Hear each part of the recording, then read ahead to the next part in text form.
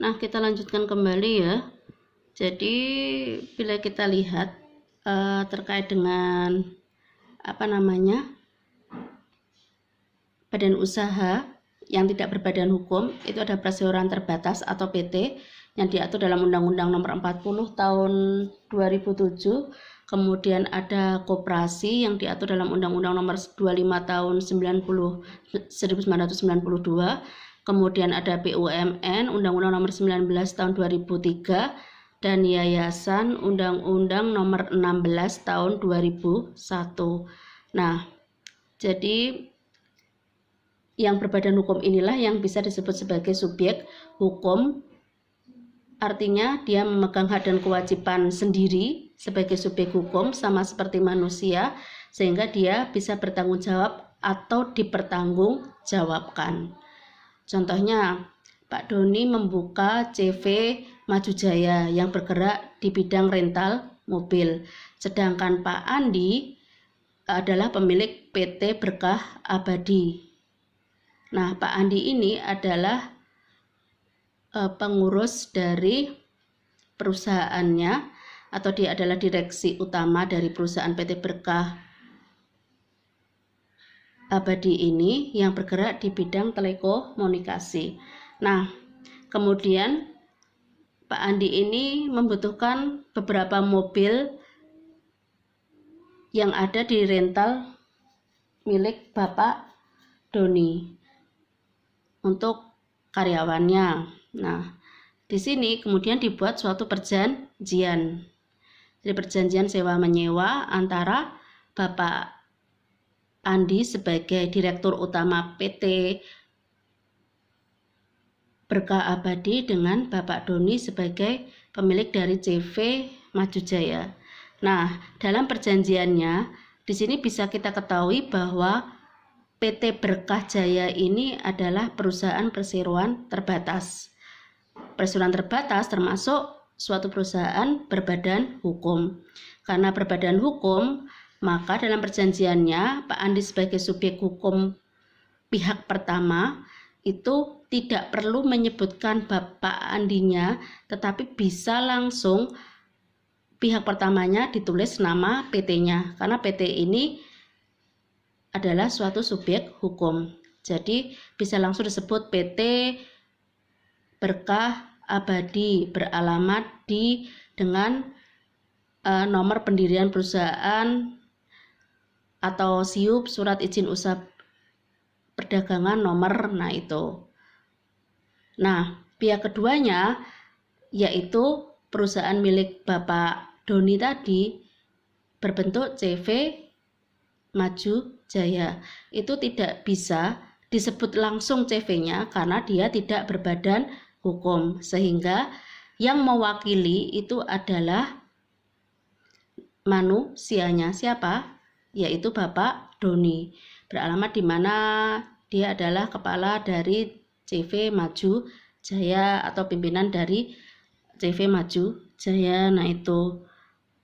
Nah, sedangkan tadi Pak Andi tidak perlu menyebut nama dia sebagai direksi utama PT itu, tapi langsung pihak pertamanya adalah PT Berkah Abadi. Karena di sini PT itu adalah badan hukum yang memiliki hak dan kewajiban sehingga dia bisa bertanggung jawab dan dipertanggungjawabkan.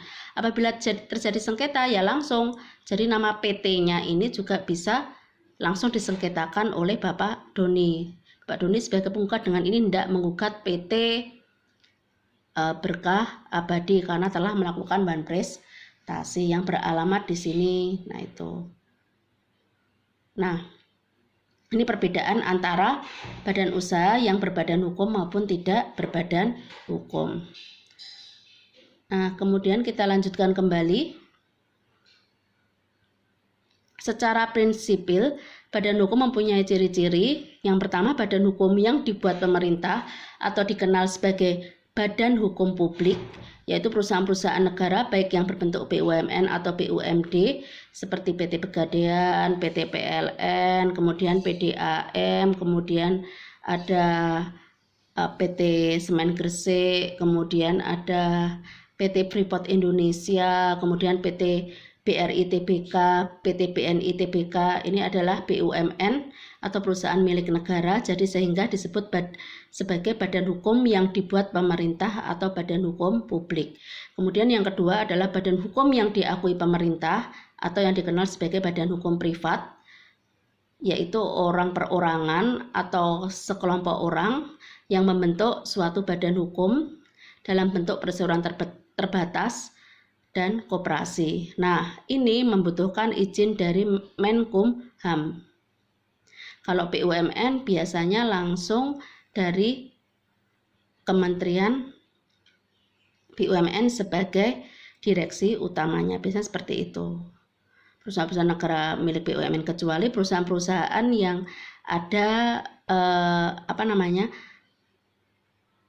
modal asing. Nah, itu biasanya direksi utama atau penanggung jawab utamanya bisa jadi bukan Menteri BUMN. Nah, itu.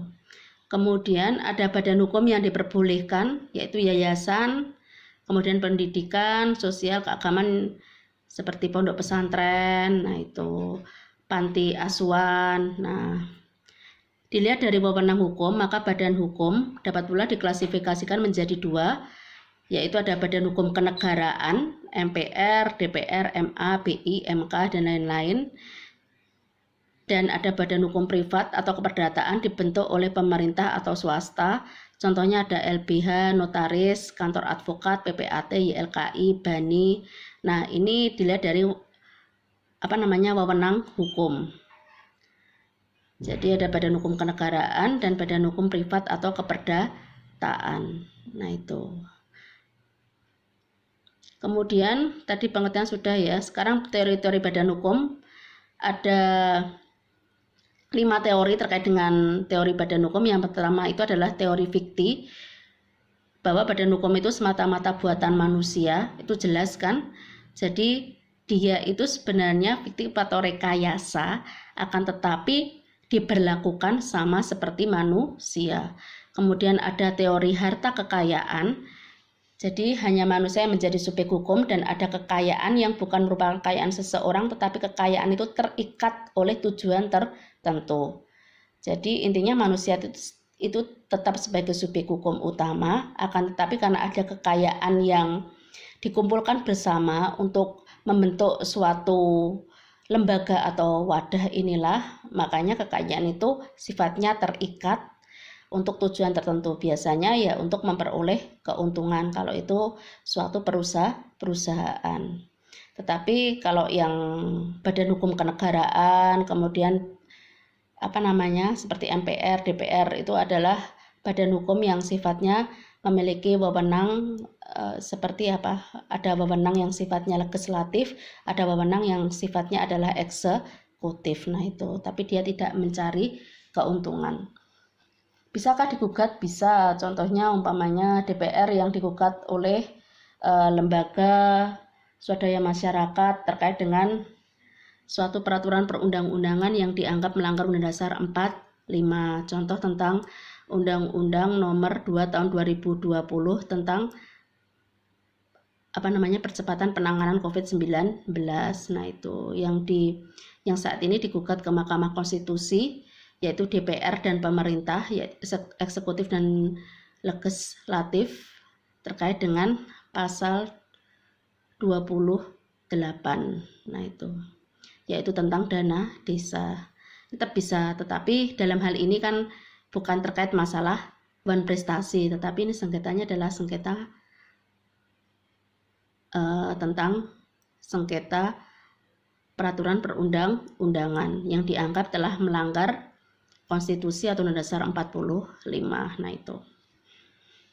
Nah, ini tadi tentang teori harta kekayaan ya. Kemudian ada teori organ. Jadi ini yang menyampaikan adalah Otto van Grieg, sedangkan teori harta kekayaan ini disampaikan oleh Abrins dan teori fikti ini oleh von Savigny. Kalau berdasarkan teori organ yang disampaikan oleh Otto van Grieg, itu badan hukum adalah suatu organisme yang real yang menjelma sungguh-sungguh dalam pergaulan hukum. Kenapa dianggap real? karena dia memiliki hak dan kewajiban sama seperti manusia, walaupun dia itu adalah benda mati, tetapi diberlakukan seolah-olah sama seperti manusia dan bergaul sama dengan manusia. Ya, yang saya contohkan tadi antara PT dan CV, PT-nya tetap bisa mewakili, dia bisa berdiri sendiri sebagai subjek hukum yang memiliki hak dan kewajiban, di mana dia memiliki tanggung jawab dan juga bisa dipertanggungjawabkan. Biasanya ini terkait dengan masalah-masalah perjanjian. Nah, untuk masalah perjanjian lebih lanjutnya akan saya jelaskan nanti kalau kita menginjak materi tentang perjanjian. Nah, kemudian ada teori properti kolektif. Ini disampaikan oleh Planiol dan Mollengraaf.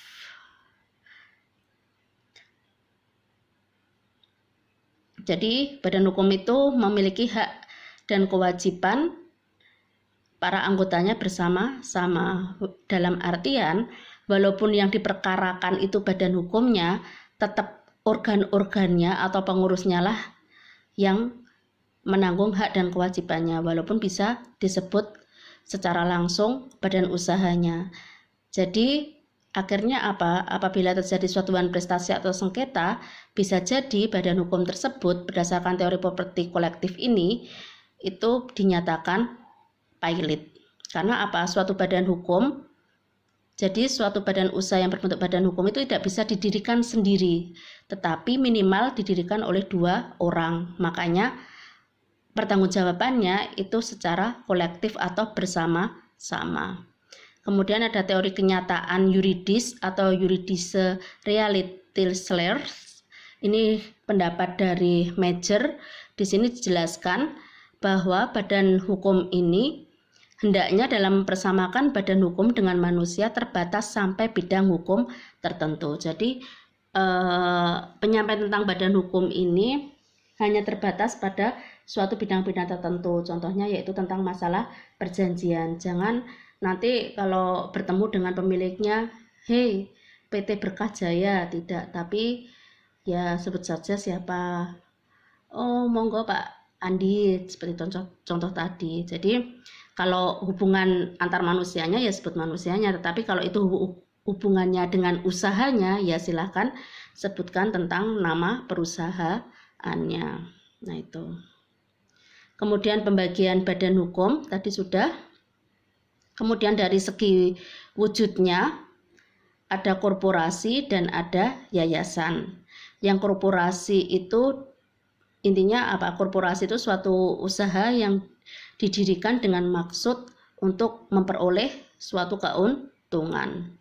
Jadi di sini adalah merupakan kumpulan orang-orang yang dalam pergaulan hukum bertindak bersama-sama sebagai subjek hukum tersendiri, yaitu bisa PT, koperasi, BUMN, BUMD, walaupun itu perusahaan milik negara atau termasuk badan hukum publik, akan tetapi bentuk perusahaannya yaitu perseroan terbatas. Tapi dalam lingkup perusahaan itu adalah badan usaha milik negara atau badan usaha milik daerah. Namun tetap menggunakan yang namanya perseroan terbatas. Nah, kemudian yayasan harta kekayaan tersendirikan atau dipisah yang tujuannya untuk kepentingan sosial. Jadi kalau yayasan ini jelas dalam artian yayasan itu tidak mencari keuntungan, tetapi memang dia memiliki maksud mulia untuk mendirikan suatu yayasan atau lembaga pendidikan, bisa lembaga keagamaan, kemudian sosial kemasyarakatan yang konsennya yaitu untuk masyarakat. Nah, peraturan tentang badan hukum BW tidak mengatur secara lengkap dan sempurna, hanya termuat pada buku 3 titel ke-9 pasal 1653 sampai 1665, tetap yaitu diakuinya badan hukum sebagai subjek hukum. Kemudian yang terkait dengan harta kekayaan tentang badan hukum sudah dihapus karena sudah diatur dalam undang-undang tersendiri. Kemudian ada Statblad nomor 1870 yaitu Statbat 1870 nomor 156 pengakuan badan hukum, kemudian Statbat 1927 nomor 156 tentang gereja dan organisasi agama, kemudian ada Undang-Undang nomor 2 tahun 92 tentang asuransi, tadi nomor 25 tahun 92 tadi sudah saya sampaikan waktu menyampaikan tentang bentuk badan usaha. Kemudian perseroan terbatas sudah dirubah dan dihapus menjadi Undang-Undang nomor 40 tahun 2007. Kemudian ada perbankan nomor 7 tahun 92, junto nomor 10 tahun 98, dan perbankan syariah nomor 21 tahun 2008. Terakhir yaitu BUMN, ada yayasan dan BUMN. Tadi sudah kan? Nah, kemudian syarat-syarat badan hukum menurut doktrin. Syarat badan hukum itu adanya kekayaan yang bersifat terpisah, mempunyai tujuan tertentu itu jelas, mempunyai kepentingan sendiri juga, kemudian adanya organisasi yang teratur atau memiliki organ-organ tersendiri yang tujuan dari organ ini adalah untuk eksistensi dari suatu badan hukum, supaya dalam artian badan hukum tersebut bisa berjalan terus menerus dan dalam kondisi yang teratur. Ada tentang pembukuan. Jadi badan hukum itu khususnya seperti PT dan koperasi, kemudian perusahaan perbankan, asuransi, biasanya itu wajib memiliki pembukuan. Wajib pembukuan ini diatur dalam Undang-Undang nomor 2 tahun 1983 tentang kewajiban pembukuan. Nah, itu udah lama aturannya, tapi sampai saat ini diberlakukan dan sudah diatur lebih lanjut dalam Undang-Undang PT, koperasi, perbankan, asuransi. Nah, itu kalau yayasan pun sebenarnya juga wajib pembukuan, juga terpisah juga kekayaannya.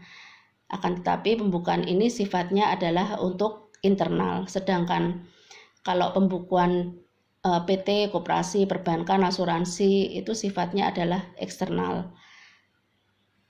Jadi tidak pemegang saham, tapi masyarakat atau juga bisa mengetahui bagaimana perkembangan suatu perusahaan tersebut yang berbentuk badan hukum. Nah, kemudian pertanggungjawab perbuatan badan hukum, karena badan hukum ini diakui seolah-olah sebagai subjek hukum atau sama dengan manusia sebagai subjek hukum, maka bertindak untuk dan atas nama badan hukum disebut organ.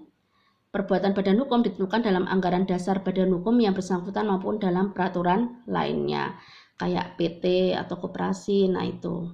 Dengan demikian organ badan hukum tersebut tidak dapat berbuat sewenang-wenang, sebab tindakan organ badan hukum yang melampaui batas yang telah ditentukan tidak menjadi tanggung jawab badan hukum, akan tetapi menjadi tanggung jawab pribadi organ.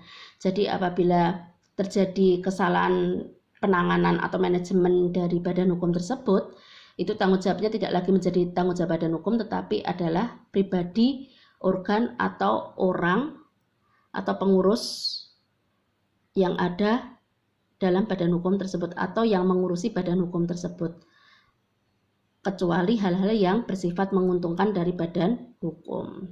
Nah, ini sesuai dengan ketentuan pasal 1656 BW. Nah, demikian tentang penjelasan dari badan hukum. Nah, tugas dari kalian yaitu yang pertama, jelaskan tentang karakteristik dari masing-masing badan hukum yang ada, kemudian bagaimana bentuk pertanggungjawabannya, kemudian bagaimana pendiriannya, meliputi dari BUMN, PT, serta koperasi. Jadi silahkan saudara sebutkan yang pertama karakteristik dari badan hukum PT, koperasi, dan BUMN. Kemudian yang kedua terkait dengan organ atau pengurusnya, susunan organ atau pengurusnya. Dan yang ketiga yaitu terkait dengan bentuk pertanggungjawaban. Nah, demikian materi tentang badan hukum yang bisa saya sampaikan.